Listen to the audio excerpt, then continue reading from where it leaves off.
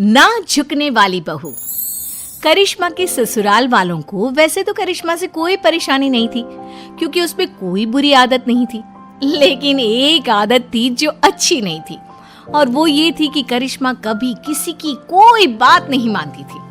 लेकिन अगर उसे अपनी कोई बात मनवानी हो तो जिद पर अड़ जाती थी। करिश्मा का पति अविनाश और करिश्मा के सास ससुर सब इस बात से बहुत परेशान थे। अविनाश, मुझे कुछ शॉपिंग करनी थी, आज शाम को जल्दी फ्री होकर घर आ जाना। करिश्मा, इस वक्त तो मेरे पास बहुत काम है। हम शॉपिंग के लिए अगले हफ्ते चलते हैं।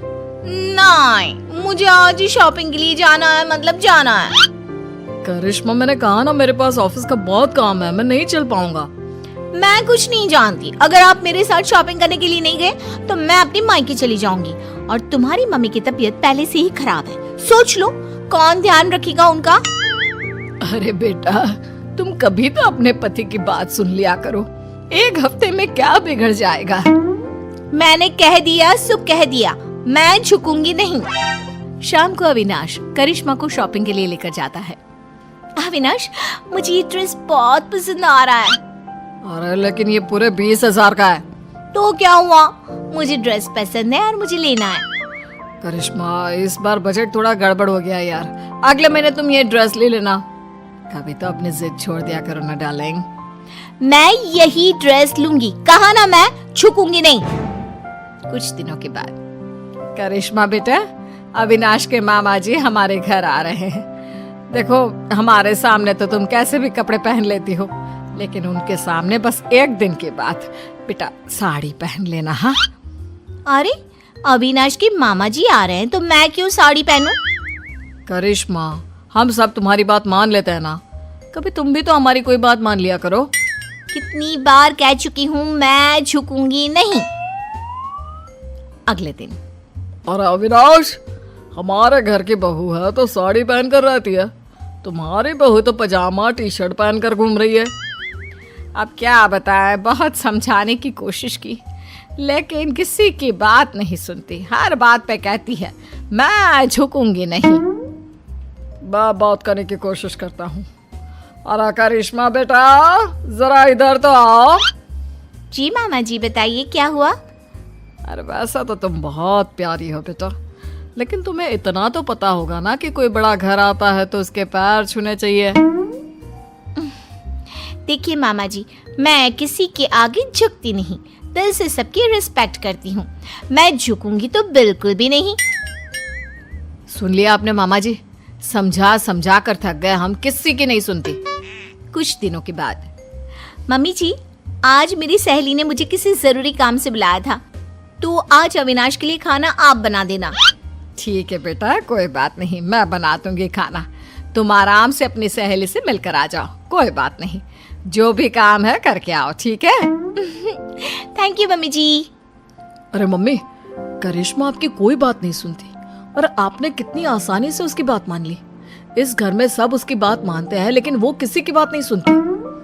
बात तो तुम्हारी ठीक है बेटा, लेकिन हम कर भी क्या सकते हैं, जब भी उसे समझाते हैं बस एक ही बात कहती है, मैं झुकूंगी नहीं।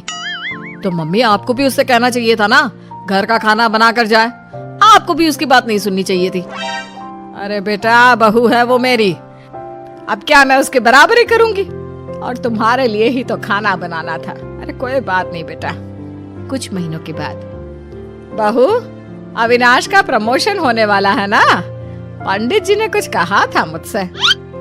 क्या कहा था मम्मी जी? और पंडित जी कह रहे थे कि अविनाश की पत्नी 4 सोमवार का व्रत रखे, इस बार उसका प्रमोशन पक्का है। लेकिन मम्मी जी, मुझसे तो भूखा रहा ही नहीं जाता, मैं कैसे व्रत करूंगी? अरे बेटा, तू फल खा लेना, दूध पी लेना, बस एक टाइम का व्रत रख, अविनाश की तरक्की के लिए। लेकिन मम्मी जी, आप भी तो व्रत रख सकती है ना, वो आपका भी तो बेटा है। अरे समझने की कोशिश करो बहू, पंडित जी ने तुम्हें ही व्रत रखने के लिए कहा है, वरना मैं तो कब का कर लेती। नहीं मम्मी जी, मैं आपकी बात मानने को तैयार नहीं हूँ।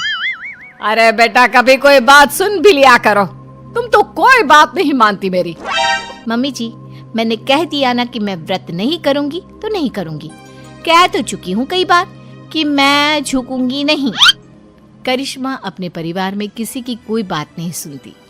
वो किसी की बात सुनकर उसे मानने के लिए तैयार ही नहीं होती। कुछ दिनों के बाद करिश्मा अपने पति अविनाश के साथ घूमने जाने का प्लान बनाती है। मम्मी जी, मैं और अविनाश 2 दिन के लिए बाहर घूमने जा रहे हैं। आपको कोई ऐतराज तो नहीं है ना?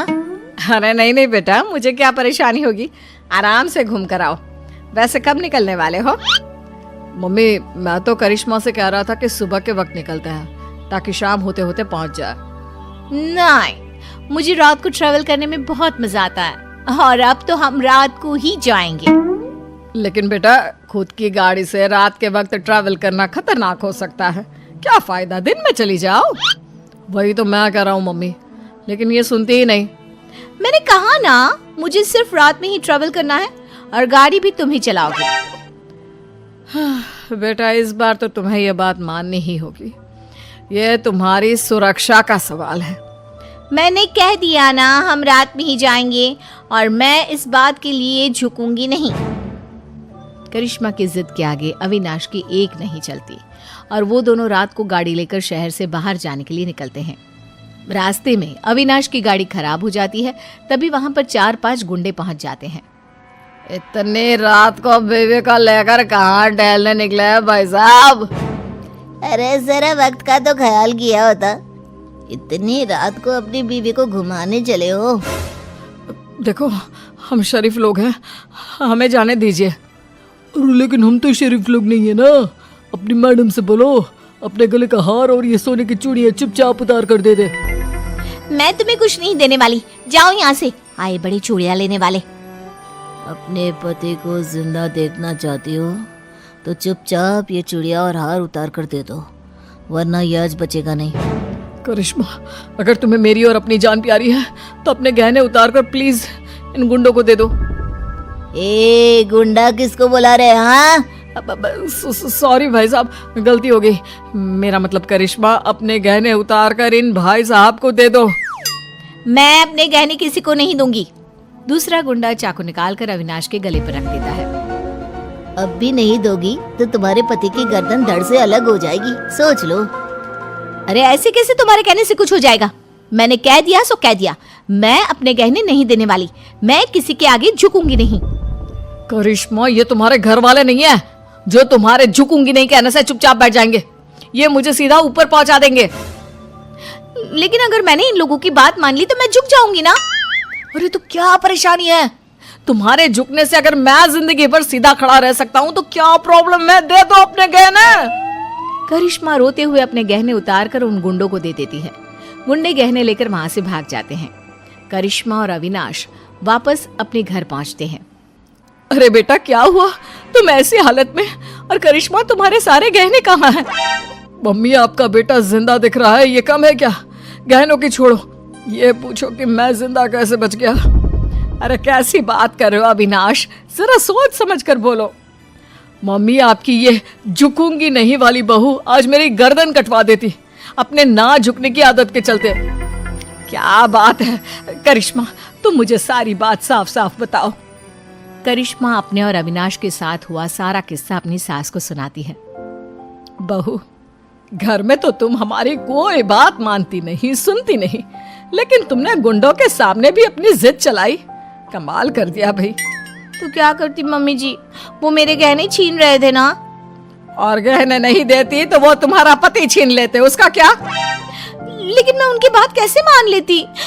मैं कैसे झुक जाती? अब भी तो झुकना पड़ा ना, क्योंकि उन लोगों ने तुम्हारे साथ जबरदस्ती की। हाँ, नहीं तो मैं उनसे कह देती मैं झुकूंगी नहीं। अरे ठीक है बहू, तुम्हें नहीं झुकना मत झुको। लेकिन देखो, तुम दोनों बहुत डरे हुए और थके लग रहे हो। अभी जाकर अपने कमरे में आराम करो और रात को पिकनिक पर जाने की कोई जरूरत नहीं है। ठीक है मम्मी जी, अभी तो मैं आराम करने जा रही हूँ। मैं एक बार गुंडों के आगे झुक गई, उनकी बात मान ली और अपने गहने दे दिए। लेकिन याद रखिएगा, इस घर की 4 दीवारी के अंदर तो मैं कभी भी, मेरा मतलब कभी भी मैं झुकूंगी नहीं।